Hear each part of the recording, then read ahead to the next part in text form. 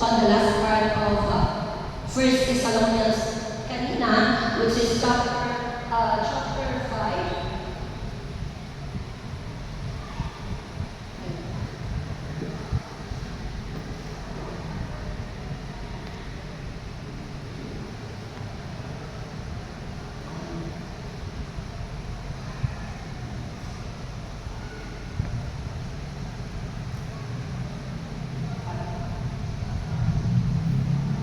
Now, being grateful in God, we often reflect to be difficult or being thankful in the face of adversity. But, according po sa sinabi ng isang kilala at kanya na nagbibigay po sa atin mga inspirational quote, si Henry Mowen, gratitude is the most fruitful way of dealing your consciousness that you are not an accident, but a divine choice. Every time you decided to be grateful, it will be easier to see new things to be grateful for. Gratitude begets gratitude. So as love begets love. Thanksgiving, God wants us to be grateful people because thankfulness is an important quality of all people, especially for us Christians. To put it simple, thankfulness is recognizing good things that have happened to you and acknowledging the people who made those good things happen. In the Bible, thankfulness is recognizing who God and what He has done. Amen? Okay, our third Bible verse is based on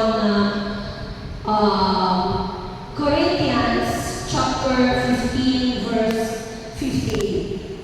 Therefore, my dear brothers and sisters, stand firm. Let nothing move you.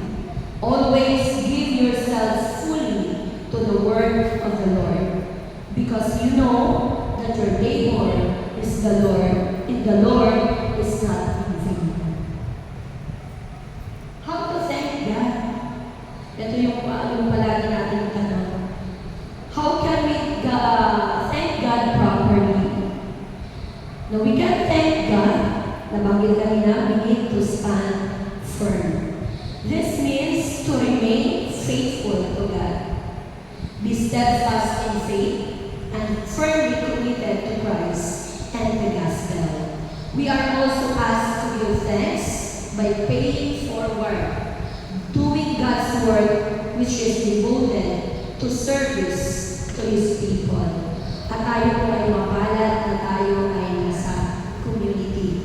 Binigyan po tayo ng Panginoon ng pagkakataon maglingkod hindi lamang sa Kanya, kundi sa Kanya pong mga mahal. At tayo po yun. Amen? Palakpakan po natin ang Panginoon. Next one, be strong and immovable. Means to be firmly fixed and not subject to change, and to be loyal and faithful. The word has first used in battle, the context to describe warriors who stood their ground, which led to the immovable sense. In religious context, it is used to encourage believers to remain steadfast in their faith. And the last, abounds in God's word, and then we speak of fully devotions or devotions to God. True devotions is about giving God everything. Our thoughts, actions, and intentions. The Bible emphasizes that God desires a wholehearted relationship with His people. When we commit ourselves fully, we honor God and reflect our love for Him and His Word. This will lead us to live triumphantly with thanksgiving.